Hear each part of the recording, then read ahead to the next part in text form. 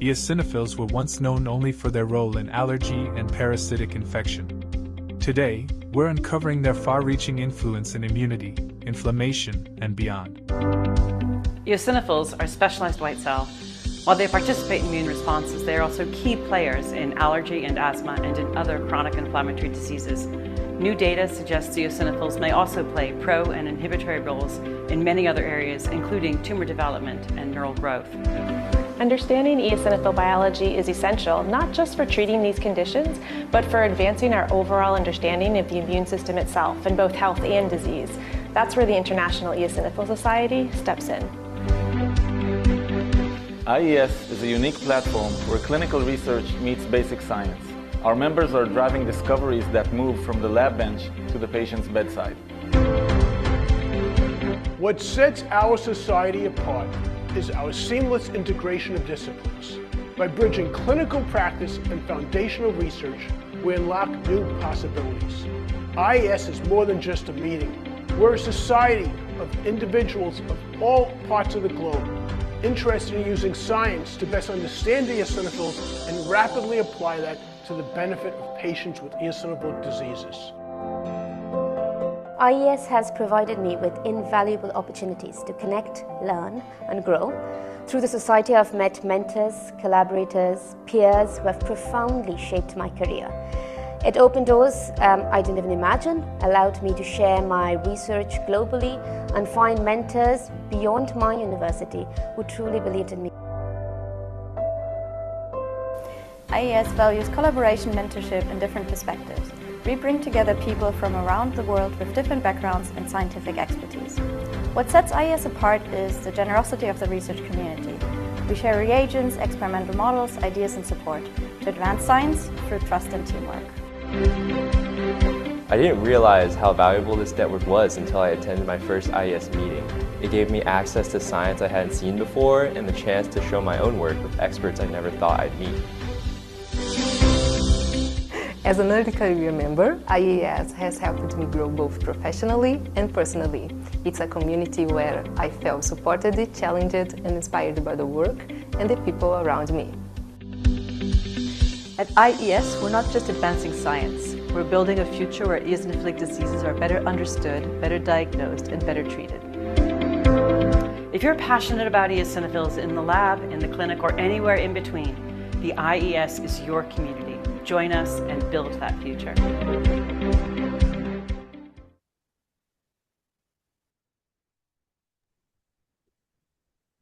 All right. Good morning, everyone. It's a delight to have you all here for this month's IES webinar, where we'll be hearing 3 excellent presentations focused on type 2 inflammation across diseases, eosinophils, IL-5, cytokine, and unmet needs. By way of a little introduction, I'm Nick Hogan. I'm an assistant professor in the Division of Pulmonary at University of California, San Diego, and I'll be co-moderating this session with Dr. David Jacoby, professor of medicine and pulmonary at OHSU. A bit of background on IES. So we're an organization of scientists and clinicians interested in the eosinophil, which, as we heard in the intro video, is a blood cell strongly associated with many diseases. We hold a biennial meeting, monthly webinars, and other educational programming for our over 300 members. We focus on new information about the eosinophil and its role in health and disease.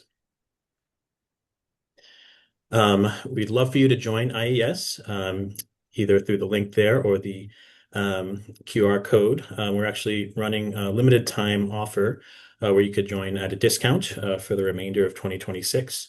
And membership comes with a full suite of benefits, which are really excellent. And we also sponsor free IES trainee memberships, which I had the great fortune of taking advantage of myself. As I mentioned earlier, one of the highlights of the events we sponsor is our biennial Congress. The 14th Congress of the International Eosinophil Society is coming up in 2027 from July 12th to the 16th, and it'll be held in Vancouver, Canada. So we're all very excited for that and hope to see many, if not all of you there. In addition, we also have a full slate of speakers lined up for our June webinar. This session will be focused on eosinophilic esophagitis, and we're very excited to have Elizabeth Jensen, Nurit Azuz and Evan Dellin joining to speak on June 2nd, and they'll be in the same time slot as today's session. So feel free to go ahead and register. And with that, we also do a lot of our work with the help of our very supportive corporate sponsors. And this particular session was sponsored by GSK. The webinar today was developed by the IES and our expert speakers with funding support from GSK. GSK did not influence any of the content that you'll see in this webinar. And we'd like to thank kind of our broader corporate advisory council as well. And then just a couple notes on the format of the session. So this is set up as a Zoom webinar. So all of you have available the question and answer function. Feel free to submit questions to any of our speakers at any time during the talk. We'll go ahead and vet the questions and then facilitate a Q&A at the end of each talk. And as a default, all attendees are muted and the chat is disabled. Okay, with that, I'll hand things over to Dr. Jacoby for introduction of our speakers. Thank you, Dr. Hogan. Today's webinar is entitled Type 2 Inflammation Across Diseases, Eosinophils, IL-5, Cytokine, and Unmet Needs. And we have a very distinguished panel of speakers that really require no introduction, but we'll give an introduction before each talk in any case. Our first speaker is Dr. Diego Maselli. He is Chief of Pulmonary and Critical Care and Professor of Medicine at the University of Texas Health in San Antonio. He earned his medical degree from Universidad Francisco Marroquín in Guatemala and completed his internal medicine residency at the University of Texas Medical School in Houston, followed by fellowships in pulmonary disease and critical care medicine at UT Health San Antonio. In 2016, he founded University of Texas Health Severe Asthma Program, and his talk is entitled Type 2 Inflammation. Oops, I'm sorry. His talk is entitled, yes, it's Type 2 Inflammation Across Diseases, Severe Asthma, COPD, Nasal Polyps, and EGPA. Thank you, Dr. Maselli.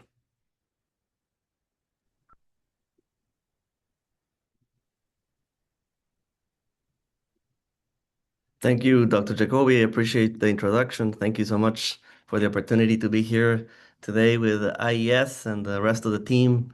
It's a pleasure really to be here today. So I had the assignment of type 2 inflammation across disease states. So today I'll focus on severe asthma, COPD, nasal polyps, and of course EGPA. I think in the later talks, we'll talk a lot about therapies and some of the unmet needs. Today, I'll focus on the impact of type 2 inflammation in these disease states and how is that relevant. These are my disclosures. I work with a number of pharmaceutical companies and I do research across several institutions.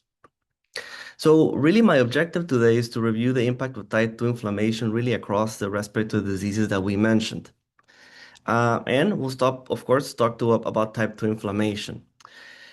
I always think it's important to do a reflection of really where does the term come, the type 2 inflammation. As you know, there's different ways of describing our innate and adaptive immune systems, and there's different cellular lines that are activated across the body in response to different triggers, infections, and other stimuli.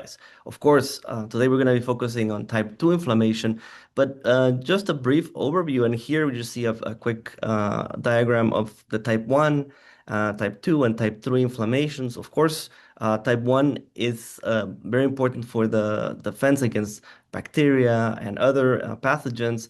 And we're understanding a little bit more about type 3 inflammation in the past couple of years. I think we've developed a lot of understanding about how the IL-3 cells and some of the other cellular lines like Th17 cells function and their importance. I think there's still a lot of work to be done. I think now we understand definitely the type 2 inflammatory pathways. We understand that, I think, quite well because we've seen it clinically. We've seen that there are targets that we can inhibit, and we've seen the effects on our patients. And again, we'll talk more about that in the next couple of talks. A very brief overview, because I know many of you are very familiar with these pathways. We understand that the triggers in the environment, these could be infections, this could be irritants of many sorts, eventually classified into allergic triggers and non-allergic triggers, will eventually activate the epithelium. And this is like a little picture of the epithelium. As you can see, as it gets activated, alarmins will be released. Obviously, there will be also some antigen-presenting cells, to dendritic cells, and in turn, this will trigger either the ILC2 cells or the Th2 cells, depending on what type of stimuli. Is it allergic? Mostly a Th2 response. If it's non-allergic, possibly ILC2 response. And that in turn will release the cytokines that we now understand as the canonic cytokines IL-4, IL-5, and IL-13 for type 2 inflammation. IL-4 is very important for the maturation and the differentiation of the B cells into plasma cells that will switch. Instead of producing IgG, they will produce IgE, and that in turn will, in conjunction with antigen activation, will stimulate mast cells and basophils.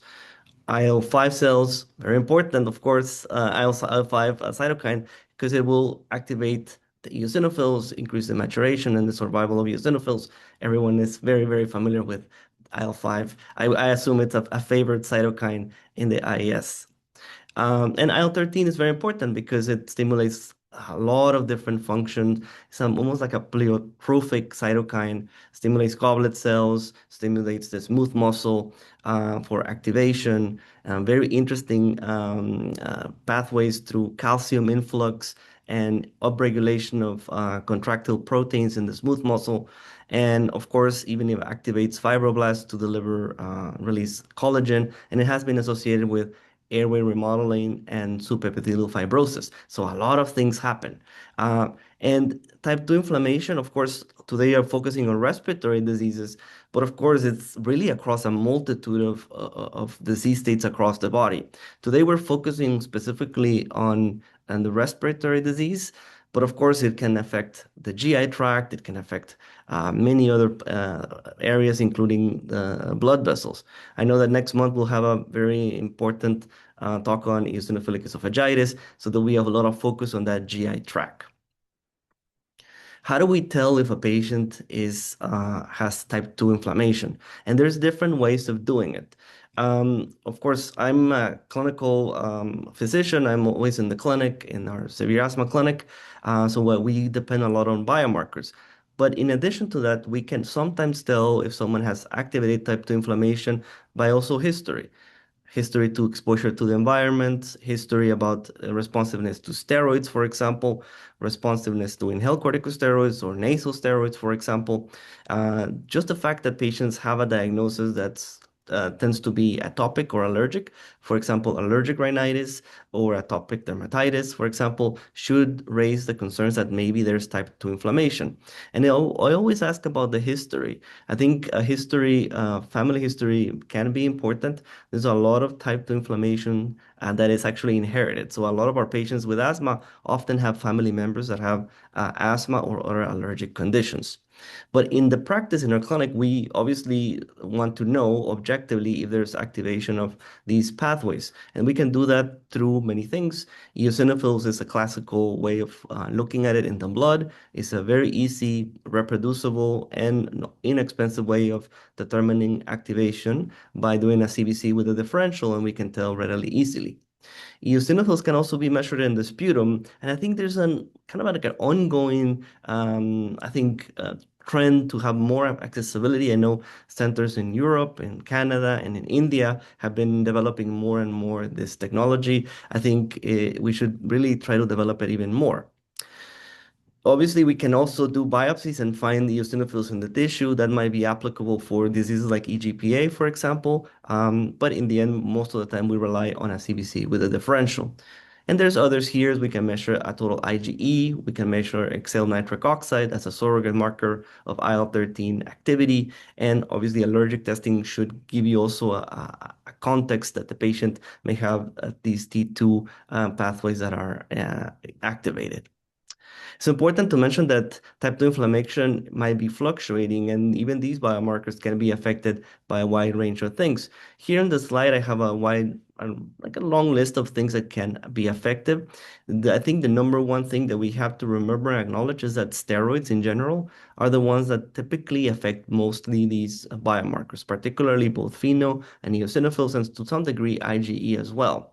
So when we measure these things, we always try to take it into the context of when was it measured in relation to an exacerbation, for example, because the patients get high doses of steroids, which may artificially lower these biomarkers. In addition, we of course now we have biologics that target some of these pathways, either the IL-5 or IL-4 or IL-13 or TSLP pathways that may actually bring down these levels as well. Some people have even used them to ascertain if a biologic is actually working, and even compliance, which is now something that we're focusing on more, the compliance of biologics. So now let's switch to asthma specifically, and how often do we see this type 2 inflammation in our asthmatics? And we have seen it that this is actually quite often, particularly in severe asthma. Up to 80% of patients may have type 2 inflammation in the severe asthma space. This is determined either by biomarkers, or as I mentioned before, some of the studies have looked at if you have atopic dermatitis or allergic rhinitis. There's other ways of defining it, but for the most part, it's a common condition, a common feature in our patients with asthma, particularly those with severe asthma. Now, it's important to mention that type 2 inflammation has an important influence in the outcomes of our patients with asthma, again, particularly in those with severe asthma. There's numerous studies that have shown that when you have a high eosinophil count, that might portray a poor risk of having poor outcomes, including more exacerbations. But not only that, of course, more steroid utilization.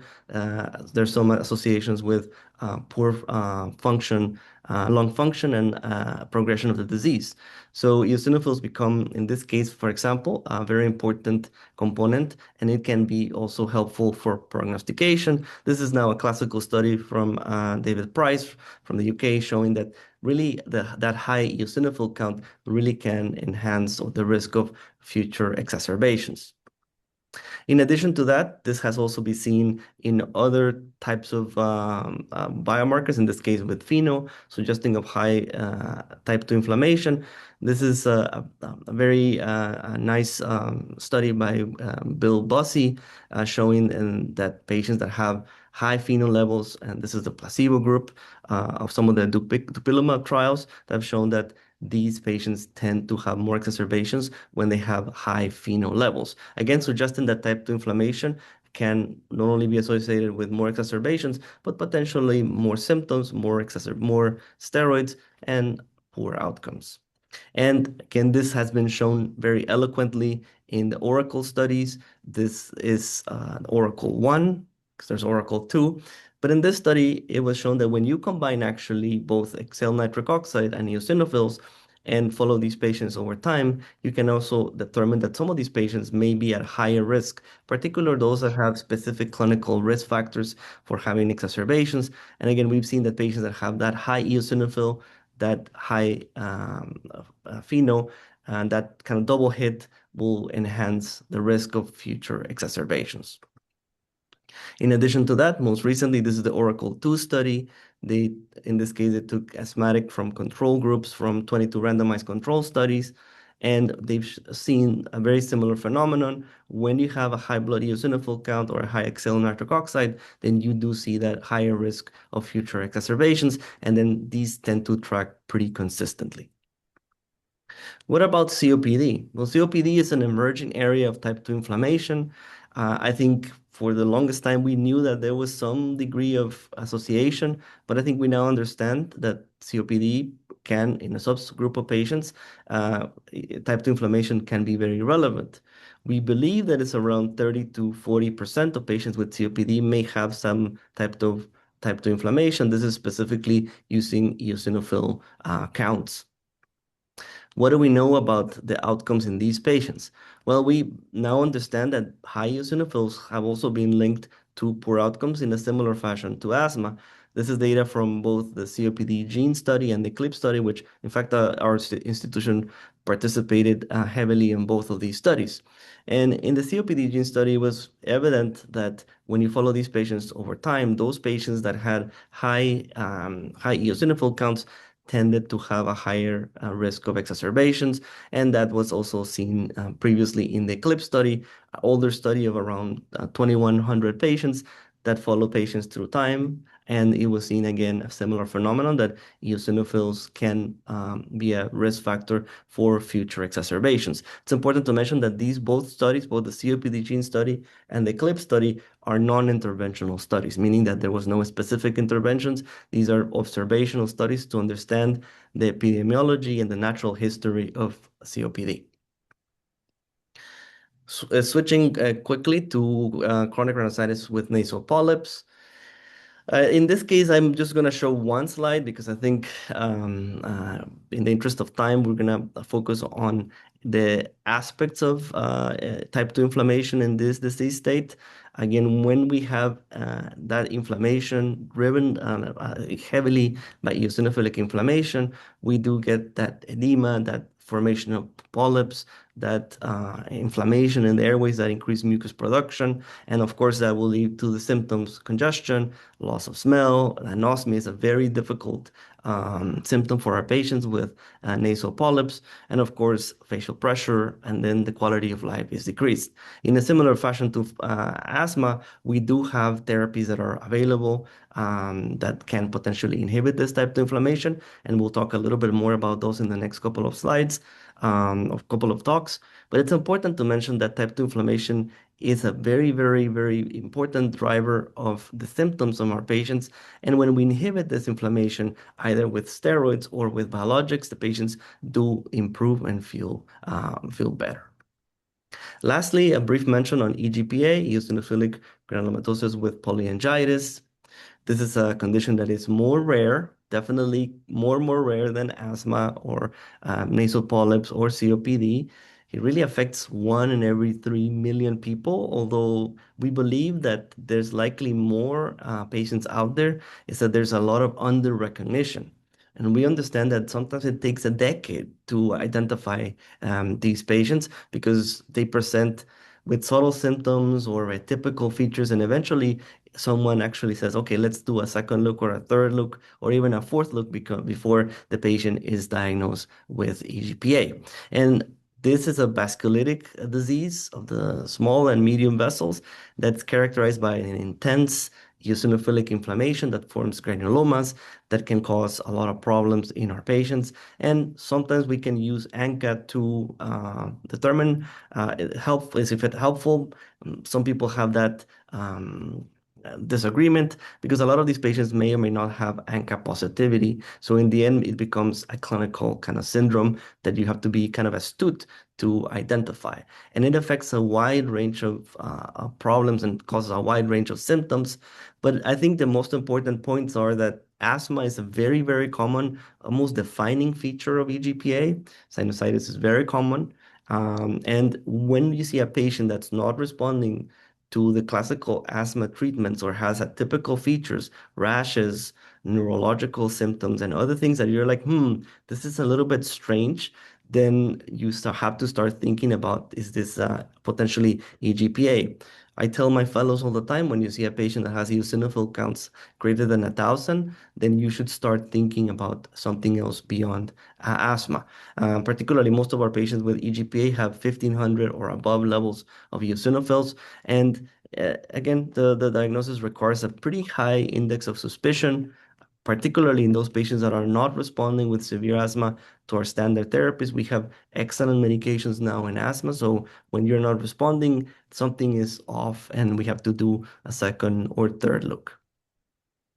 So this is kind of my conclusions. Type 2 inflammation is a common feature of both of all our respiratory diseases in airways, particularly asthma and COPD. And it is even frequent in our patients with bronchiectasis as well. Type 2 inflammation is associated with worse outcomes. We've seen that in both asthma and COPD. And of course, type 2 inflammation plays a very important role in nasal polyps with chronic rhinosinusitis, and of course in our EGPA patients. And I think that's my last slide. Thank you so much, Diego. That was wonderful. Um, Everyone, feel free to put questions in the Q&A. I have a quick question, with respect to EGPA. Um, you seem to have a nice sort of framework to think about possible EGPA and asthma. And I'd like to ask you just to enlarge on that a little bit. So I have a patient that has asthma and maybe a very high eosinophil count and maybe a skin rash or something else going on. How do you what is your series of things do you do both in terms of serology and potential biopsies in working up someone for EGPA? Yes, I think most of the times our patients with EGPA have seen a couple of physicians before they land on our practice, and this is just a normal part of it. I think we do focus particularly on those atypical features. So I hone a lot on imaging. Most of our patients with EGPA have had multiple exacerbations in the past, so that often triggers imaging, for example, that has been also useful. And then we start to piece these things together. We do send on our severe asthmatics that have high eosinophils, we do send ANCAs, particularly because of these reasons. We look for a very detailed history and a physical exam looking for other features. Often I collaborate with our allergy colleagues and our ENT colleagues to try to kind of come up with a consensus. And even very often we have a very good rheumatology team as well that will also send those patients to consider it. But I think the biggest thing is you do need to have a high degree of suspicion and involve as many people as you think that may be helpful. Our allergy colleagues have been phenomenal with additional testing and rheumatologists with that high index of suspicion. And eventually, we do want to document some form of tissue invasion to determine stratification and additional therapies. As you know, we do have biologics, but there's other therapies even beyond that that we use for EGPA.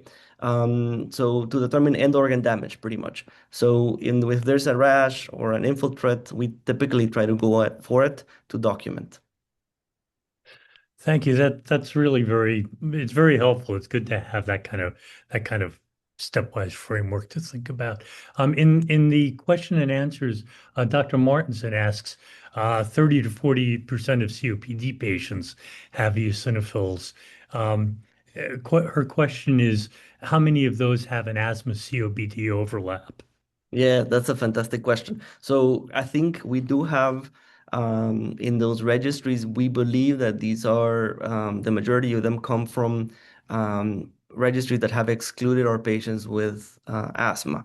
It's a very important question because you can exclude asthma to some extent, right? But typically the registries and these studies have a physician diagnosis of COPD. They have a extensive history of smoking, typically more than 10 pack per year. They have a confirmed spirometry with fixed airway obstruction, FEV1, FVC less than 0.7. So they do have some criteria to rule out asthma to some extent. But you're absolutely right. I mean, there's a possibility that these patients may have some asthma features that may not be diagnosed. It's a very valid question. I still think that we do see quite a bit of eosinophil counts that are elevated in these patients. I will tell you that for Eclipse and COPD gene, for example, that we participated, there was a pretty good kind of way of excluding the patients, but there was some asthma COPD overlaps for sure in COPD genes. So it's a very important point. Thank you. Dr. Casimo asks, would you say that eosinophil blood count is as informative in chronic rhinosinusitis as it is in asthma?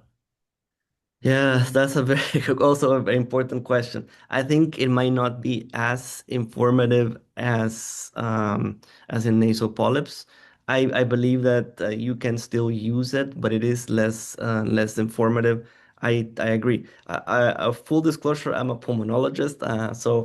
In the ENT practice, I think most of the time they rely on the clinical symptoms, the visual, the endoscopic polyp scores, nasal congestion scores, SNOT 22 scores. So they rely a lot on more of how the patient's doing and the visual of fiber optics when they do their inspections. But I believe that it might have some use there. Thank you. Dr. Zafran asks, what do you think about severe asthma patients that are not responding to anti-IL-5 or anti-IL-5 receptor um, treatment? Do you think that's because they have neutrophilic asthma features, or is it something else? And I know there's been a lot of investigation of this over the last few years.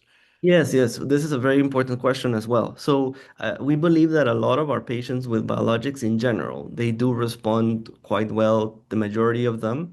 There's even a very important subset of patients that are under remission. Around one third of our patients with biologics get remission defined as no exacerbations, no symptoms, improvement of their lung function or stability of the lung function for 12 months.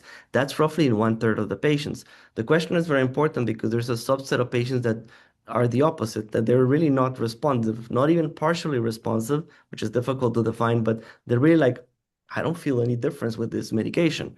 In those patients, when you have those, there's likely other pathways that are activated and we might not be really addressing. And in the end, I showed the type 2 inflammation pathways, which there are many versions of it. But in the end, we do still talk about cascades or pathways that are unidirectional. Most likely, it's a storm of cytokines that are there. So even though biologics are good and have been really effective, there might be other pathways, including the neutrophilic pathway that you mentioned, that may be potentially activated.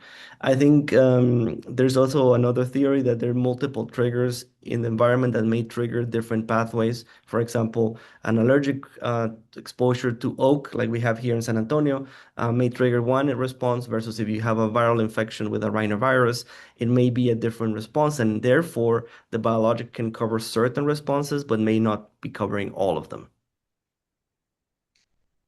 Thank you. Dr. Rothenberg notes that COPD is very heterogeneous particularly in terms of the inflammatory aspects, and wonders what determines either genetically or environmentally whether someone has type 2 inflammation in COPD.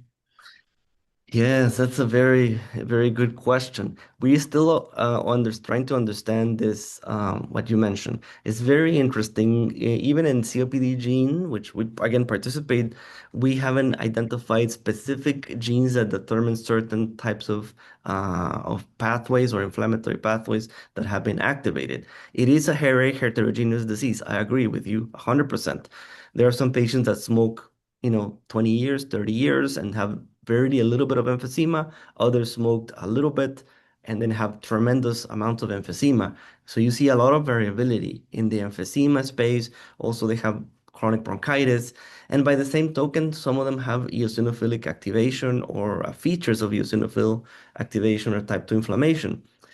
We don't know why this may be the case, that some patients respond to others. We speculate. Some people have mentioned, and the question earlier about is this asthma, that we're seeing in conjunction. We just don't know. What we do know is that there's a proportion that have that activation, and we're still trying to understand why that is.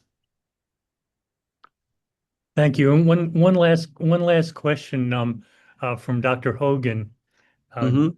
Pretty good question here. You have a bunch of biomarkers that are kind of getting at what the underlying inflammation is.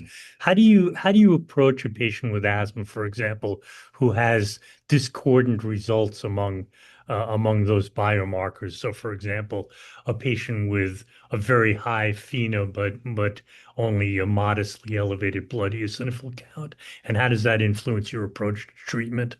Yes, that's something that we have seen not infrequently. We had some patients that have normal eosinophils and high FeNO, and the opposite as well. There's also patients that have no no biomarkers that are activated. We tend to, when we see high XL nitric oxide, for example, we do gravitate a little bit more towards certain therapies, particularly those that inhibit the pathways of IL-13, for example, or that have influence on those pathways. And conversely as well, when we see a very robust eosinophilic inflammation, we tend to gravitate towards the IL-5 therapies. Again, this is patient to patient.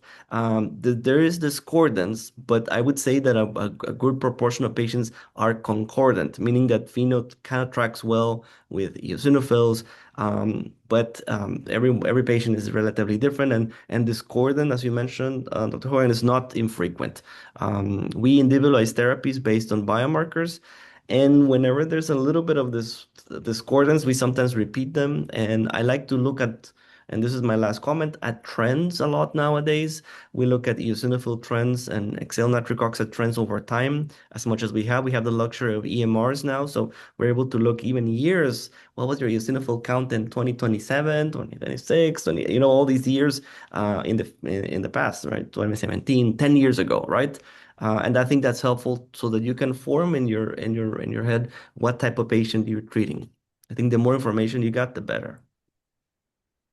Thank you so much, Diego. That was wonderful. That was really Thank you for the opportunity to participate today. Thank you so much. great. So our next presenter is Dr. Samir Mathur.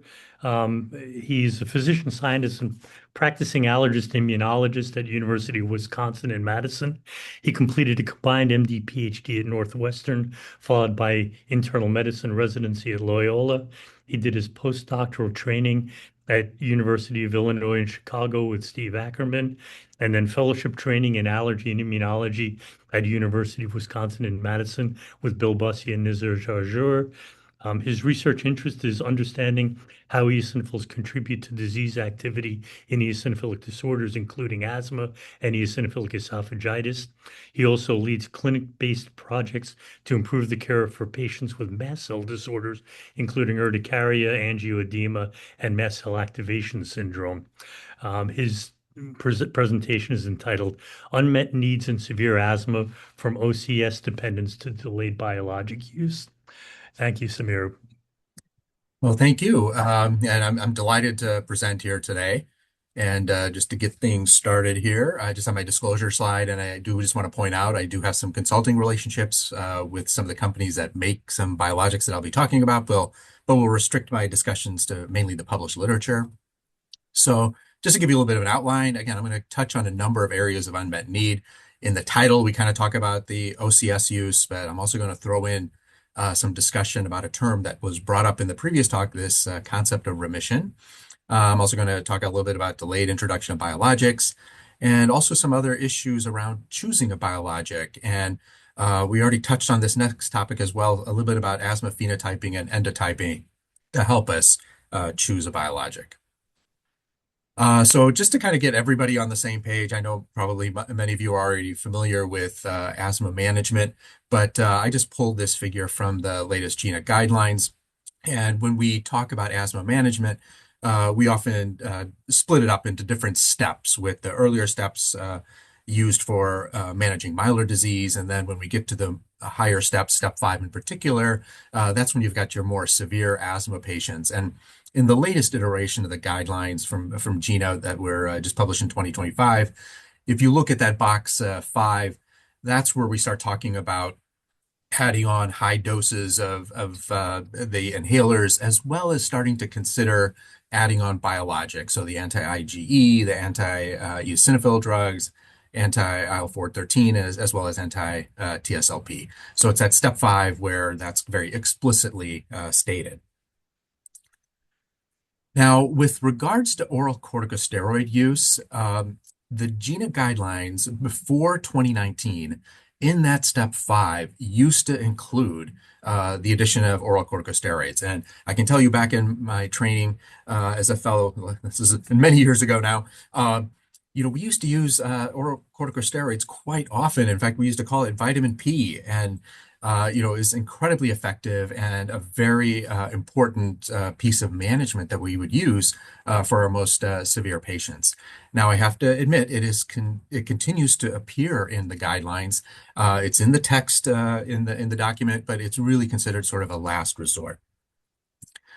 Now, part of the reasons we've really started moving away from oral corticosteroids is, we used to think that, the oral corticosteroid use just for a simple exacerbation, a short course, is no big deal.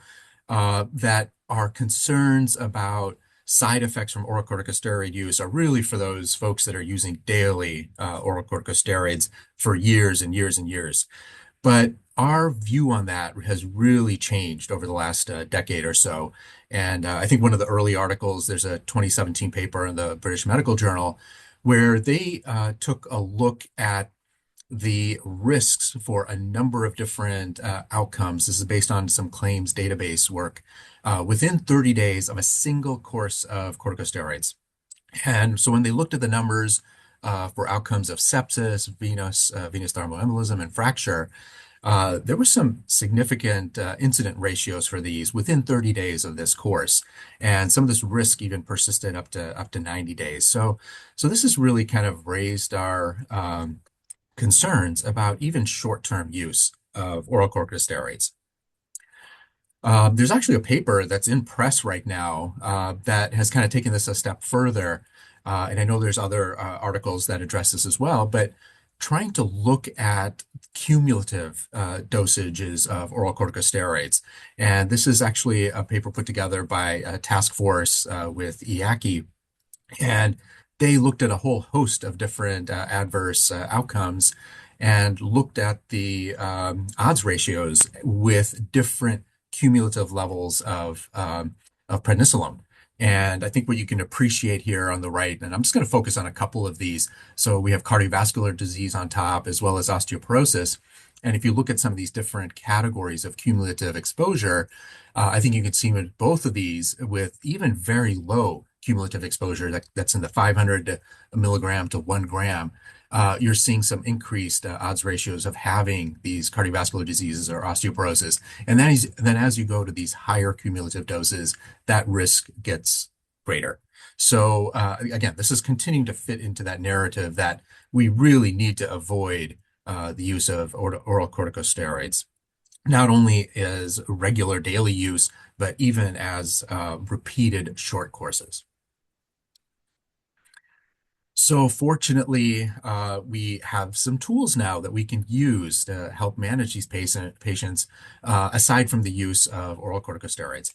And there have been a number of studies now with a variety of the biologics that are now on the market, looking at their ability to decrease oral corticosteroid, especially with maintenance oral corticosteroid use. And this is a figure that was kind of put together in a meta-analysis published back in 2024, where they looked at benralizumab, dupilumab, mepolizumab, as well as some of the other biologics. And at least those particular biologics showed some significant ability to decrease oral corticosteroid use. So with this ability now to potentially reduce some of the oral corticosteroid use and improve asthma management by a number of other metrics, we started having a new conversation about asthma management and starting to talk about, can we get, a response to treatment or even a super response to treatment? So this was kind of a terminology that was used a number of years ago, and there's actually a paper here that tried to define what is meant by response as well as a super response. And I don't want to go into too much detail here, but you can see that there's a number of different domains that we're looking at. So lung function, exacerbation, symptoms, as well as the long-term OCS use. And they basically kind of define some different thresholds that get you to a response level or super response. And then what was also nice about this paper is they kind of looked at, in this longitudinal cohort study with ISAR, how many people actually achieved some of those levels of response. And I think you can get a sense here that at least half the patients, with the use of biologics were able to achieve some of those response criteria. Now we're actually starting to move the conversation even further. So not only are we looking for response, but now we're starting to talk about remission, and this is a term that kind of came up with the previous speaker as well. And there still is a bit of a controversy as to what do we actually mean by remission. And this is a very nice table that was published that I think kind of highlights the different ways that we're looking at it. So we're either considering 2 domains, 3 domains, or 4 domains. And what do we mean by those domains? We mean, are we talking about maintenance corticosteroid use? Are we talking about exacerbations? Are we talking about symptom control or lung function, or some different combination of these? And so I think pretty much any paper out there that's talking about remission will use some form of these domains as defining their remission.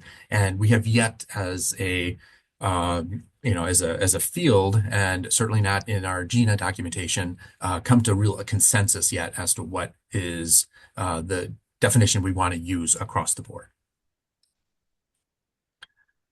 So, okay, so again, this is from that same paper looking at an ISAR registry cohort, and they actually looked at how well some of these different classes of biologics were able to achieve remission using each of those different criteria.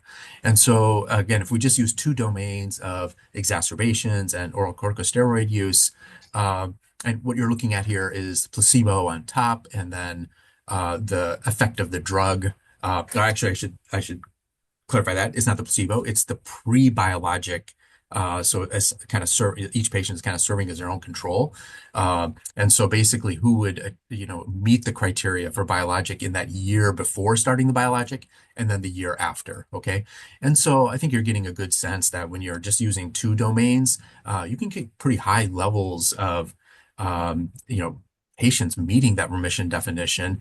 And it does appear like some of the targeting of anti-IL-4 and 13 is going to give you even higher levels.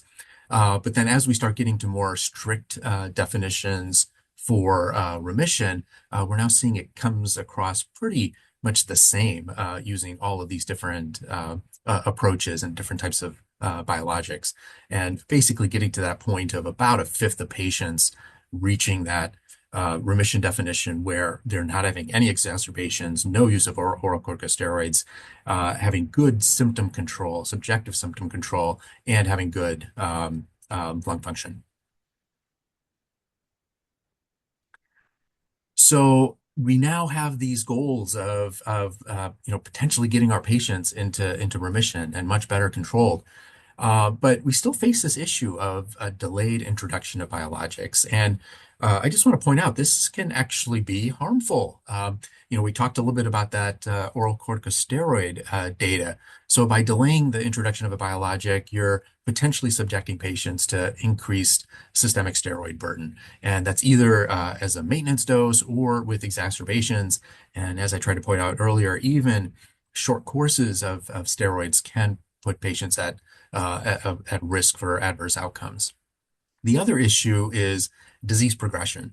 And this is, again, an area that we're still looking at. And I want to say it's a little bit more theoretical than having good data for it. But we feel that the use of biologics can help prevent disease progression and, getting to a more, fully airway remodel state where you just may not have an ability to regain, lung function. So again, this whole notion that if we delay biologics, we might, really, lose our opportunity to block some of the progression of asthma.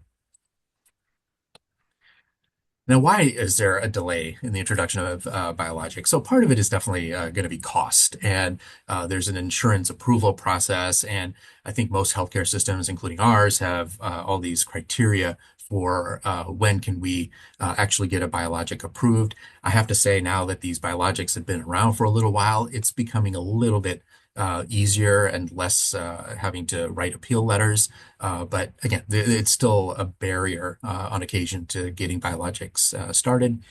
The other issue is that, and I think there's studies out there that have shown that a lot of these patients that would potentially qualify for a biologic are not seeing a specialist. And these are not things that your primary care physicians are going to prescribe. So that's another piece that is also a key thing to just raise awareness amongst our primary care colleagues that we have these options available and that they need to get these patients to us so we can consider getting them started.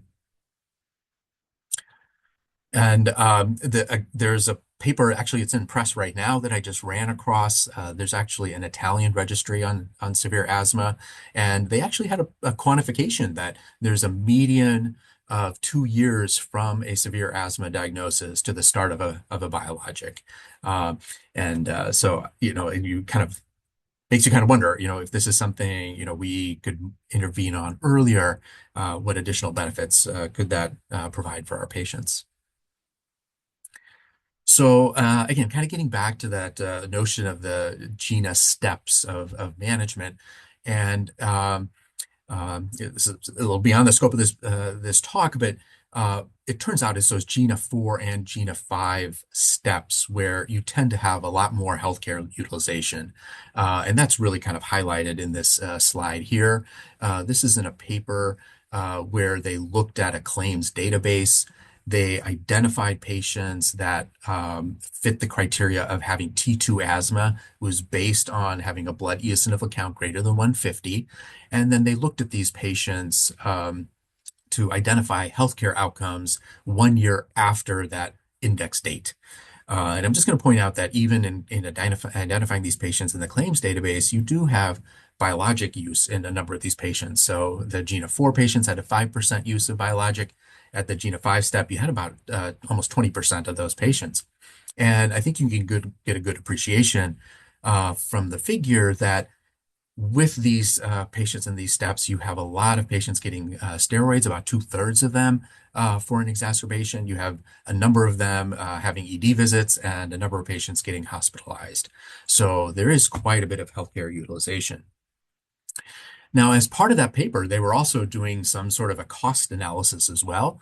And so what's kind of depicted in this figure is the mean, so the average cost of per patient with regards to inpatient admissions, to ED visits, outpatient visits, as well as pharmacy visits. The one thing I'm just going to point out here is these are averages, and you're also getting standard deviations, and those standard deviations are huge numbers, which tell you that this is a very skewed distribution of numbers. So just kind of take all of this with a grain of salt.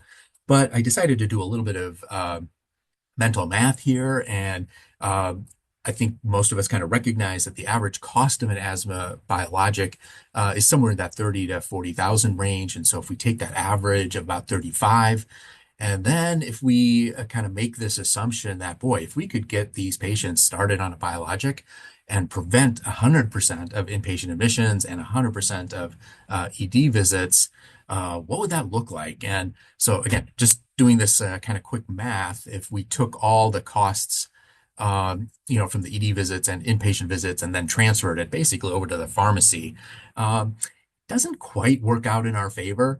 But again, that's just based on the data I'm showing you right here.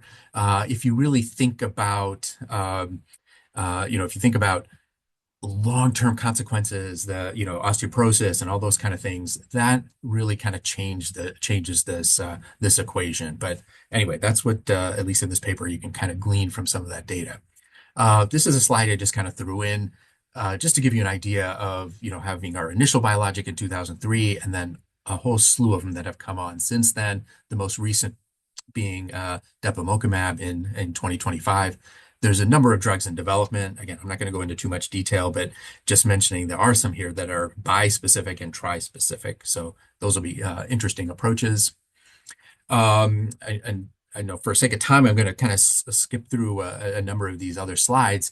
There have been a number of algorithms out there that have tried to provide some guidance on choosing a biologic. This is one that was published by one of my colleagues here at the University of Wisconsin, Courtney Gabarino. And basically, it's idea of using some biomarkers to help decide which biologics to potentially choose. And a lot of our decisions, we're trying to weigh them on, asthma phenotypes and endotypes and biomarkers. And so I just wanted to at least kind of throw out some of those ideas. And this is a slide on a review article talking about asthma phenotyping. There have been a number of cohort studies that have looked at phenotyping using machine learning type of algorithms. This particular one is based on data from SARP. And again, for sake of time, I'm not going to go through all of it, but you can get an idea that we have been able to identify some of these different subtypes of asthma, or these different phenotypes. We're also interested in endotypes, and there's a very complicated picture. Dr. Maselli had provided a similar sort of diagram. Despite us knowing about a lot of these cells and pathways, right now we're still really only talking about two endotypes, so T2 high asthma and T2 low asthma. And whether we'll have other biomarkers that might help us out, we have yet to see, but that's kind of where our discussions are at this point in time. There's another concept that's coming out there that I think is gaining a lot of traction, and this notion of when you're choosing management approaches, go after treatable traits. And this, to me, seems like it's kind of mixing that phenotype and endotype and adding other components to it. And this is a nice figure from a paper that was published a few years ago, where you're just looking at pulmonary related traits, some extrapulmonary type of traits, as well as behavioral type of traits. And so you will customize your treatment based on what it is that specific patient is experiencing. And these are all components that are likely contributing to the asthma severity.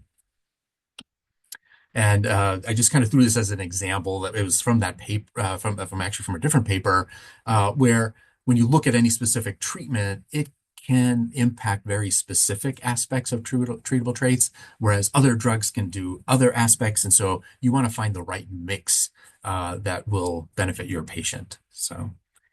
And then the final concept, I know I'm running out of time here, the final concept I want to bring up is this notion that we can do switching of biologics. So we have this luxury now that we've got multiple, different options available, and that we can switch from one to another. And there's even guidance in GINA on when to reevaluate and when to kind of consider some biologic switches.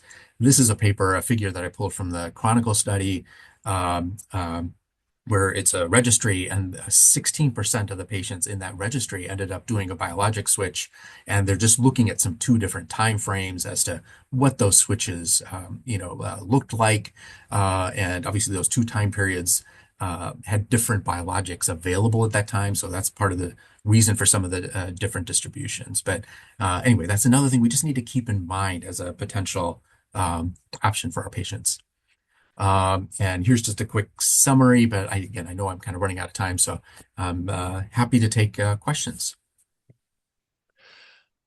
Thank you so much, Samir. That was excellent. I have a question. I think you made a very strong point in your early slides that should not be lost on practicing clinicians, that we all accept that long-term steroids are really bad for you, but that even short-term bursts of steroids, which I think we tend to throw around for all kinds of diseases with often very marginal evidence that they do anything good for us. So my question is, if biologics didn't cost a lot of money and steroids weren't so cheap, would we be taking every new asthmatic and starting them on biologics rather than steroids, both long term and for exacerbation? Is that going to be a better approach?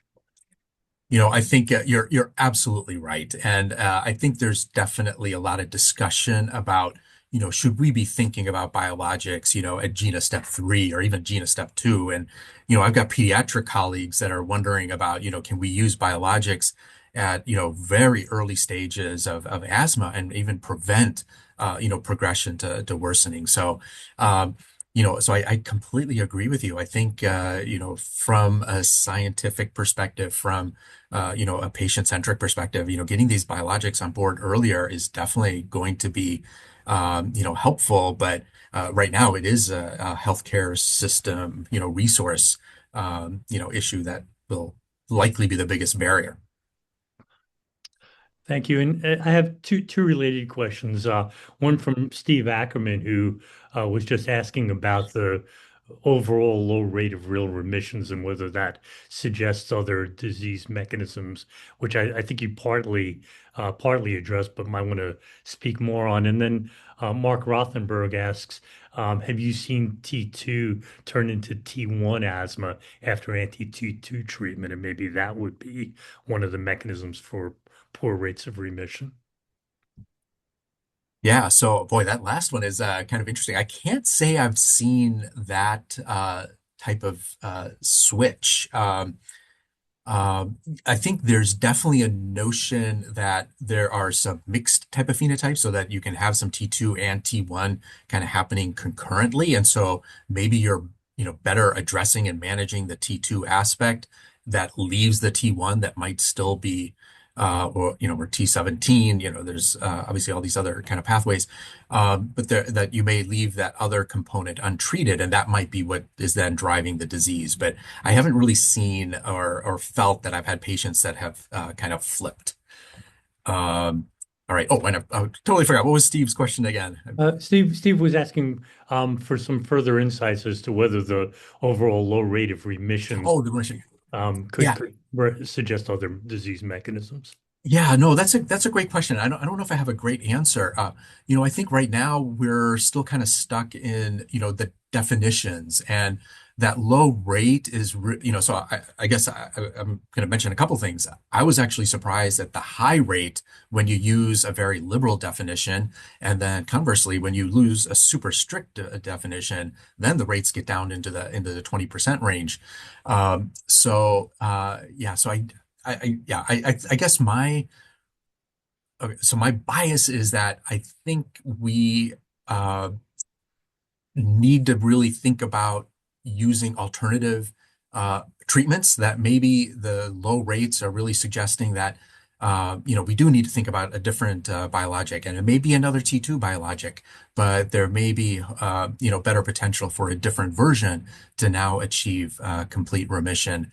And then the other thing is, there's all these bispecifics and trispecifics that are coming out, and I'm kind of wondering whether that may be an approach that can get us more complete remission. So I think I guess my overall answer is that I think it is telling us we still don't have the complete picture, and there may be more going on that we do need to address.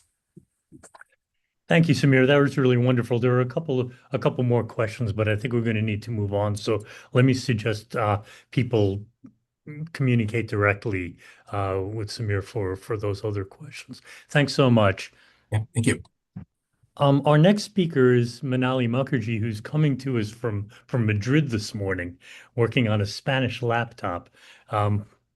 She is an assistant professor in the Division of Respirology, Department of Medicine, and a translational science affiliated with the Research Institute of St. Joseph's in Hamilton.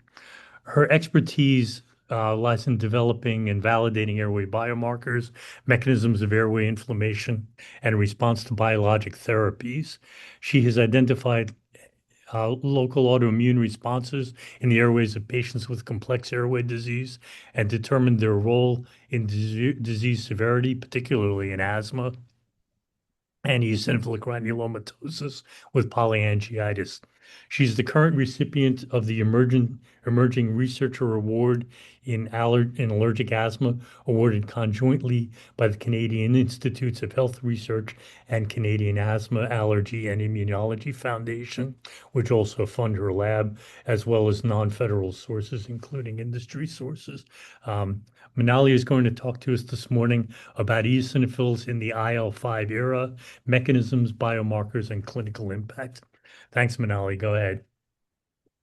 Thanks, Dr. Jacoby. This is a great honor for me to talk about everything that I've learned in the last decade, and it was an absolute thrill, privilege, and an opportunity to work in a translational team at McMaster led by Professor Nair, and my tremendous opportunity to be able to discover some of the responses, non-responses, and pathology associated with my favorite cell, eosinophils. So Thank you for the very kind introduction, but the easiest introduction for me is I am a full-on hardcore eosinophilophile. So these are my disclosures associated, and I don't think I have any conflict with any of the work with industry here. And I will start right away with giving a shout out to Professor Harry Morrow Brown, given it was the World Asthma Day yesterday.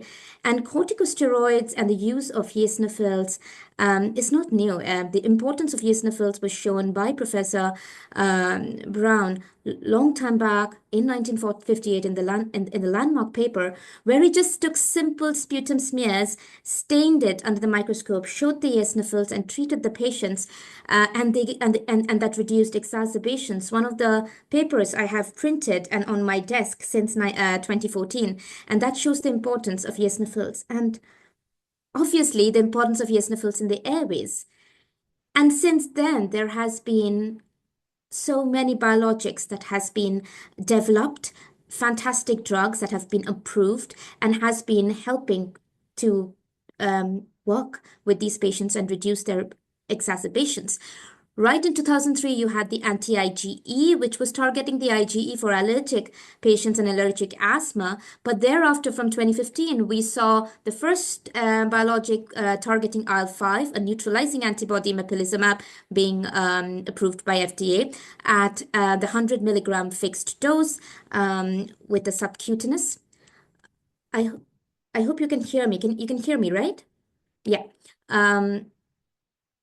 With the subcutaneous dosing, then we had reslizumab, which was an IV dosing, but not fixed, but weight adjusted. Soon we had benralizumab, which was not a neutralizing IL-5, but a receptor targeting one, which kills any cells that has an IL-5 receptor, followed by dupilumab, now moving from the IL-5, but to the IL-4, IL-13 blockade. Thereafter, TSLP, which was the epithelial alarmin. And then depemokimab, which just got recent approval 2025, which is a long-acting form of the anti-IL-5 IgG1, but IgG1 kappa with a YTE mutation, which allows you, which makes it a long-acting drug and allows you to just dose the patient twice in a year. So we have lots of options there, but how well are we doing for the patients? So I think it's a great time to be a physician. But I think even better time to be a scientist, because you get to have these human knockout mice, human knockout humans, and not work with mice and really understand what the background pathology reveals. What it has revealed, at least from the phase 3 trials, as you start looking at it, is there has been modest reduction in exacerbation. Reductions, yes. Significant, yes.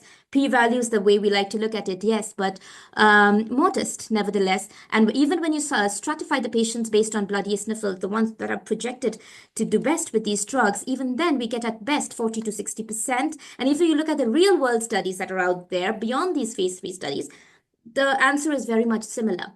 But when you carefully understand these trials, look at the table 2s and the supplementaries, and you look into it, we understand something very clearly. These the 5 points that I have listed. 1, the T2 burden is not always reflected in the blood. Eosinophil activity and degranulation is really pivotal. Beyond IL-5, there is a pathology that exists. Beyond eosinophilia, there can be mechanisms that are modifiable by IL-5, but you need to catch it right, and hence the need for early intervention, as both my previous speakers, Dr. Mathur, specifically mentioned. So the first one, let's go with what the anti-IL-5 studies confirmed. Eosinophil activities in the target organ is key.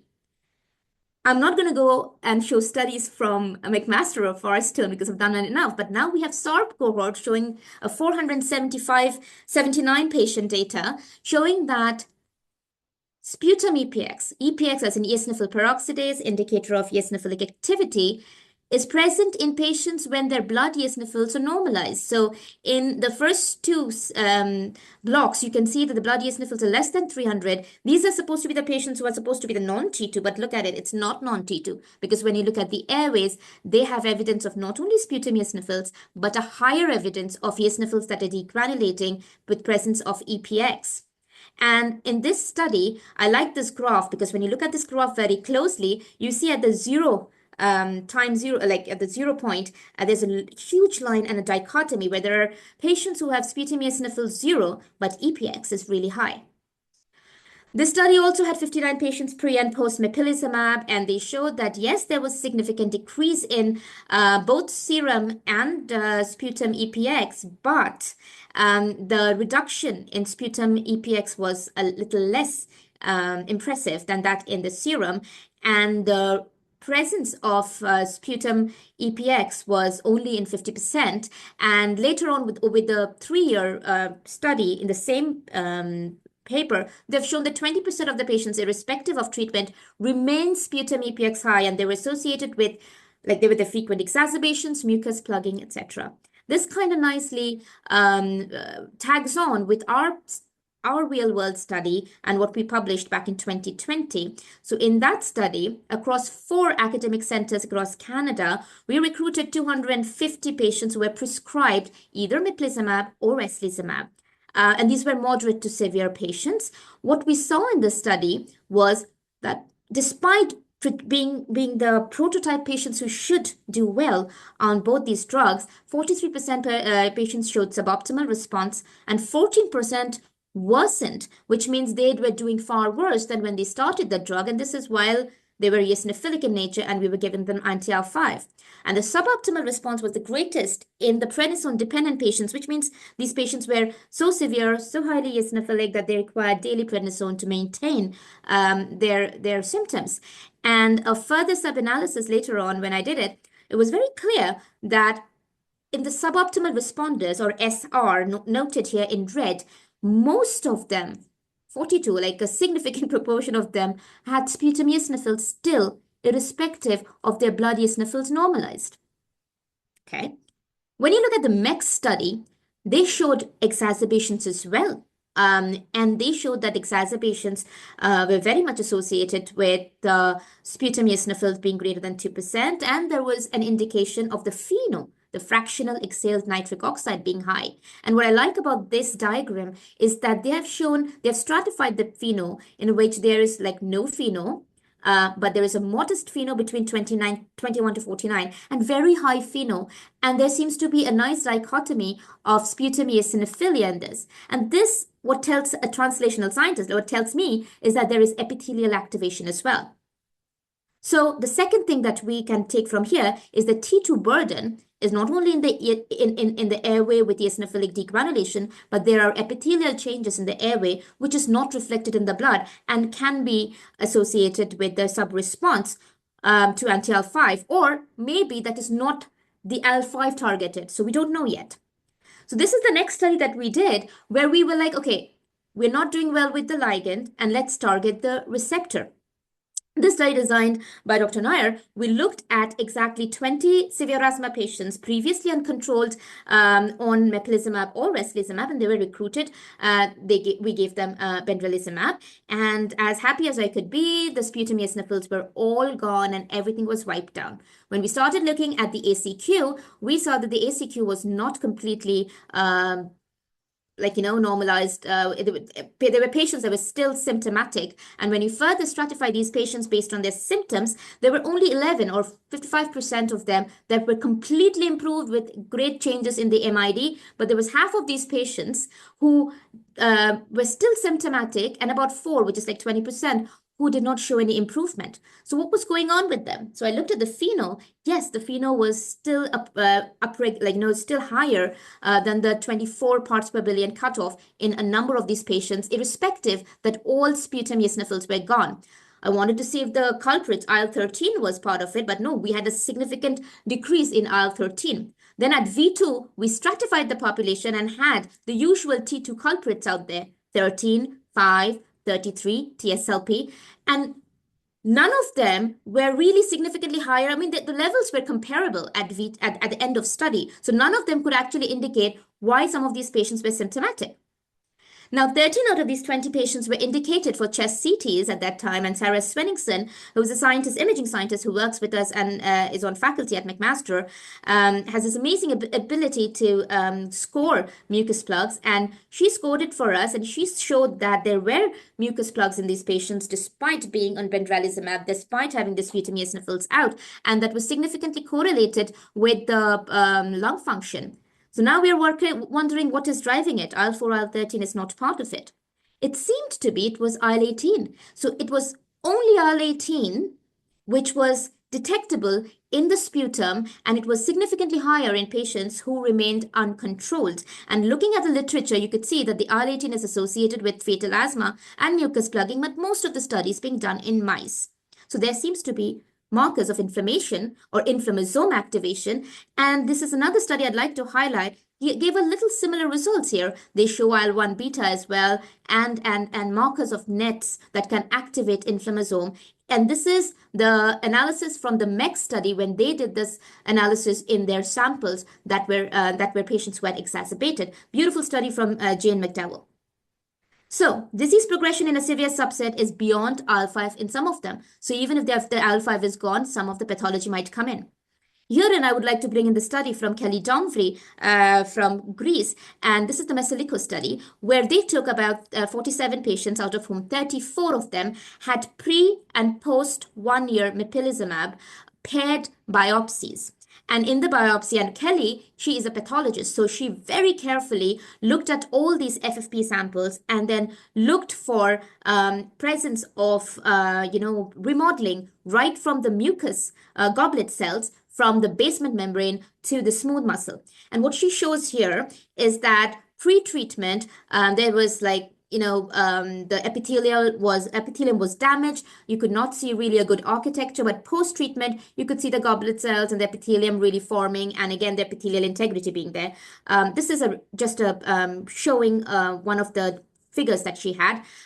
When she looked at the correlation, she showed that the airway smooth muscle layer thickness that was improved correlated with the reduction in the eosinophil numbers post-mepolizumab, and also the FVC change in liters also correlated with the improvement in the airway smooth muscle layer thickness. Now, we need to remember that these were patients who responded to mepolizumab, as in those who have their eosinophils driven pathology, and once you take the IL-5, the eosinophils are not there to drive this pathology. I have permission from her to show this data. It's under review right now. So these are now 35 people who have completed the study for 3 years. And she's showing that even this improvement is being sustained for 36 months. And also in the E-cadherin expression. Now, the interesting bit here is IL-4, IL-13 is associated with tight junction and epithelial integrity. And there is some data with IL-5 as well, but I think it is the holistic T2 being taken care of by IL-5 treatment where the eosinophils are gone, and especially in these patients who are really, really driven by eosinophils, and hence the IL-5, they're the responders. So they're really having a very nice change in their epithelium and in their tissue structure. This was further on shown that the mucus, which Kelly showed, the mucus can actually reduce and the epithelial can repair. So this is another study from Catania by Dr. Claudia Cremi. And what Claudia is showing here is that there is indeed a significant decrease in mucus plugs, and the change in mucus plug post 12 months is associated better with the reduction or the change in sputum eosinophils. But what I'd like to show you here is this pie chart, where you can see that at least, yes, you have a significant difference in the number of patients who have more than 4 mucus plugs in their airways. It has reduced, but it is not zero. There are still 80% patients who have 1, 2, 3, at least some mucus plugs there. Still, it's not completely gone. So which brings us to the last point, that IL-5 inhibition can modulate eosinophil-driven tissue pathology in eosinophilic asthma. And finally, we have been talking about remission. Both the previous speakers have spoken about it. And I think this is a study that I really understand well, possibly because I reviewed it and I was I wrote an editorial on it, but I really understand the pathology when I was studying this study itself by Dr. Gibson, is that there are indeed three trajectories. So what they have done, this is a study from the Australian mepolizumab registry, 298 patients that were prescribed mepolizumab as per the clinical indication after 12 months, and the remission rates were looked at, and they show that there are three trajectories of remission that you can reach. One, that are responsive asthma who had less OCS use. Trajectory of 2, responsive late onset asthma. And 3, obstructed and less responsive asthma. And if you can follow this green line for the trajectory 3, then you can see that they have still exacerbations.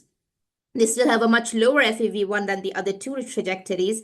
They are more symptomatic almost. They're always at the 2 level, which means they're symptomatic, and they still have OCS doses. So 3 clear trajectories. So if we really want to understand which are how these 3 trajectories might actually fall in, I have created this schematic to further understand not just the biomarkers, but where in the pathology stage that you're in. So scenario A, when you have eosinophils, blood or sputum, and it's an IL-5 driven, and you have mepolizumab there, and your monitoring biomarker, it can be sputum eosinophils, even blood eosinophils, they can absolutely achieve clinical remission with no exacerbations, no OCS, symptoms being improved, lung function being improved. Scenario B is also a pretty moderate situation. Yes, the airways might have a lot of activated eosinophils, but this is still IL-5 driven. You just need to make sure that the dose is right. Maybe Benra might work or Depi might work. The point is that here you can still have improvement in symptoms, lowering of exacerbations, and so on. When we come to scenario C, it starts getting a little bit tricky because now we're getting a chronicity and the pathology is getting a little bit more complicated with IL-4, IL-13, the epithelium getting affected, activated, release of alarmins that activate ILC2s. You have more eosinophils, more netosis, etosis, autoimmune pathology, and it starts getting a little bit more mucousy. So you're not being able to completely take care of it just by removing IL-5. But now removing IL-5, we know these are coming up because of the studies that we have done. And scenario D, I think clinicians are helpless here because this is the scenario with that damaged patient set that none of the biologics are, like you have to do your biologic empirical switches, sometimes dual biologics to really manage these patients, and you're wondering how to deal with them. And this is the I call it the spiraling of severity, and somewhere you have to come early on so that when the pathology is still eosinophil driven or IL-5 driven, you can stop it from going into that scenario C or D. And so I'm going to end the last 2 slides with this. So this is the 4 key things that I, as a scientist, I understood, and I'm sharing with the Eosinophil Society and the family here. And I think our efforts should be on biomarkers, not just biomarkers to think who should be on a biologics, but biomarkers that help us, help us with earlier and more accurate diagnosis with the lung specific one, so we know what is happening in the lung itself, right treatment so that it helps us figure out and prognostically predict who should be getting which drug at which time point of their disease severity and at which and for what outcome, and obviously for better outcomes and with fewer harms. So there are a number of biomarkers here that are in use, a few still in limited use, but number of them under development. And this was a paper that I wrote with Dr. Fott and Hammer in Jackie IP. So please do have a look at the review. We did a whole review. So I'm going to leave you at the thought process that maybe you're searching among the branches for what only appears in the roots, because I think if we really look into what is starting the pathology and we strike early before the damage is too severe, we can help the patients from becoming severe. And the ones who are really severe, and they are eosinophilic and eosinophils have the potential to really cause harm, we need to find better avenues of how to help those people. And I'll leave you at that thought. Thank you. Thank you, Manali. That was wonderful. You never go wrong with Rumi. I have a question. Certainly, mucus production and mucus plugging is a huge clinical issue, both in patients with asthma in patients with pretty much any lung disease. But my question is this. You're looking at mucus plugging using CT scanning. Right now, there aren't any really good specific treatments for mucus secretion. We really haven't made that much progress with it. There are some things that may be coming down the pike that could be interesting.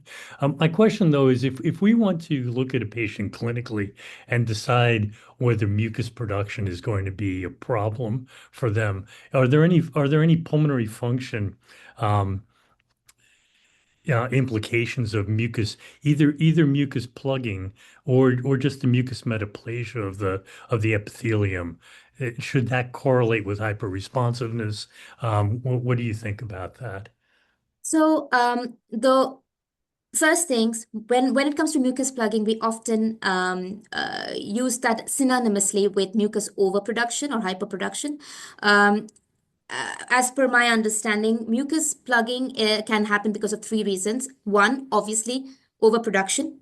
The overproduction can be even from mucus cells, the normal number of cells, but suddenly you have a very high amount of STAT6 activity, lots of cytokines and T2 that is making a lot of mucus.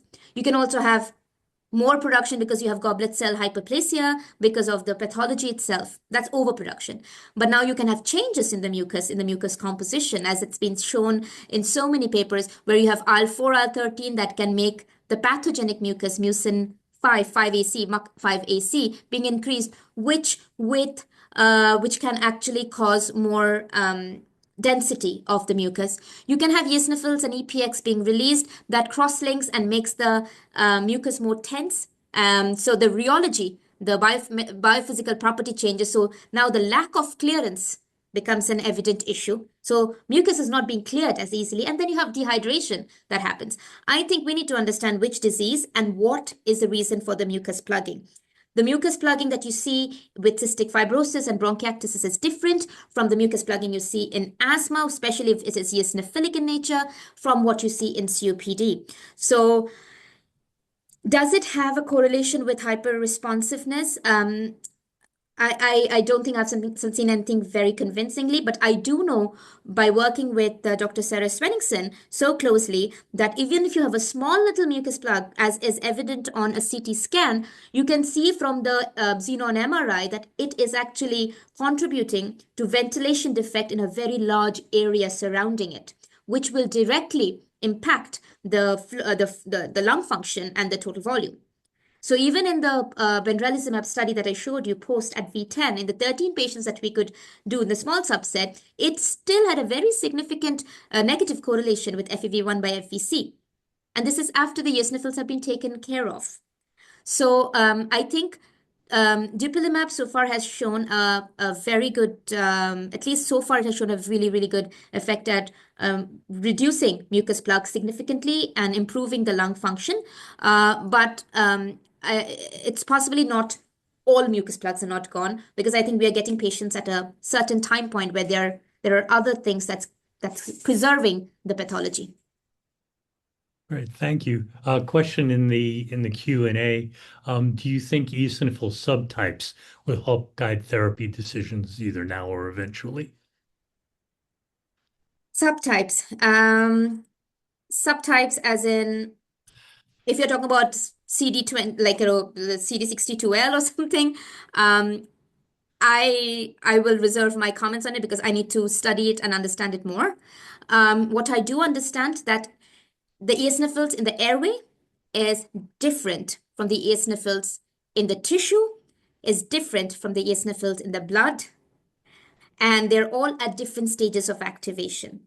So I think instead of looking at eosinophil subtypes, we should look at eosinophil activation and what is being released from activation. We should look at ways of stopping eosinophils from degranulating.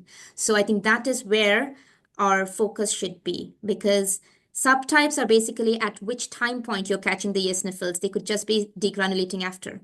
So I think it is in the end about the activation status. Yes. So another question in the Q&A.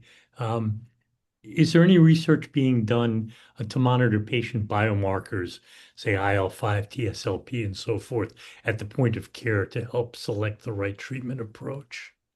So I know that at McMaster, Dr. Nair and Dr. Brennan has been leading efforts in looking into EPX, MPO, tryptase for point of care.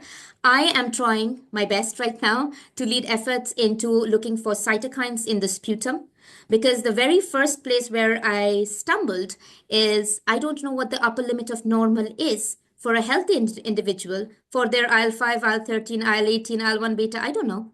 I don't think there is any evidence out there. So that's the very first place that I'm trying to work on. We don't know in an atopic individual who does not have asthma or any history of asthma what their levels of IL-5 is with somebody who's exacerbating with atopic asthma is. So these are fundamental questions that we are lagging behind before even we can go into biomarker and monitoring our patient responses. So that being said, this is a lot of work at our hand with responsibility. We have this machine called as the ELA in US.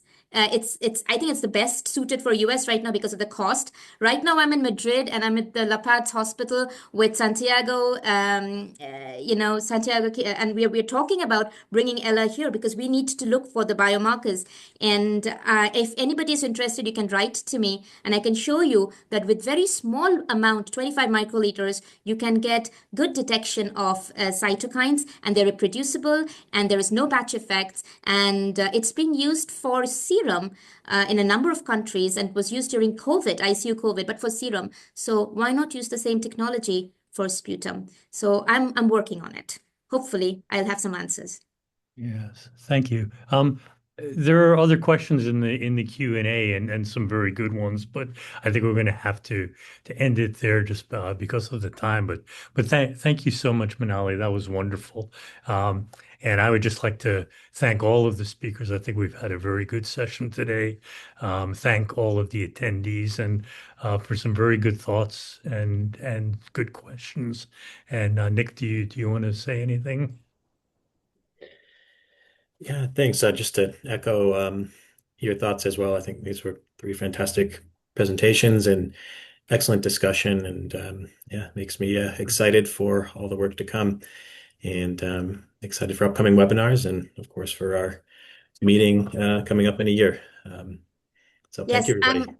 I'm trying to recruit the Spanish Armada here because Leticia Vacilas, who is an excellent early career junior member, I'm actually presenting on her laptop. So thank you, Leticia, for this.